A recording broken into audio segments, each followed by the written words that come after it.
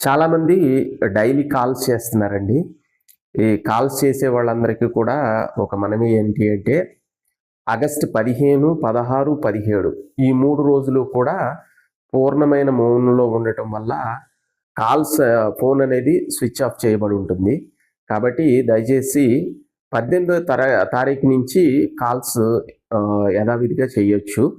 ఈ 3 రోజులు మటుకు పూర్ణమైనటువంటి మౌనం ఉంటుంది కాబట్టి దయచేసి కాల్స్ ఎవరూ చేయకండి. ఇంకో ముఖ్యమైనటువంటి విషయం ఏంటంటే మీరు సాధన చాలా ఇంటెన్సివ్‌గా జరగాలి. చాలా మంచి అనుభవంతో అంటే మనం ఎప్పుడైతే మౌనంలో ఉంటామో, మౌనంలో ఉన్నప్పుడు మన కాన్షియస్ అనేది అంటే ఎదుటి వాళ్ళతో మాట్లాడే పని లేదన్నప్పుడు ఆటోమేటిక్‌గా మనస్సుకి పని లేదు. ఒక పని తగ్గిపోయింది. ఆలోచించే పని ఒకటే ఉంటది కానీ మాట్లాడే పని లేదు కాబట్టి అదేంటంటే చాలా వరకు కామ్ డౌన్ అయిపోతుంది. అలాంటప్పుడు మన కాన్షియస్ లెవెల్స్ అనేవి బాగా ఇంప్రూవ్ అయితే అంతేకాకుండా చాలామంది ఏకాదశి ఉపవాసాలు చేస్తారు.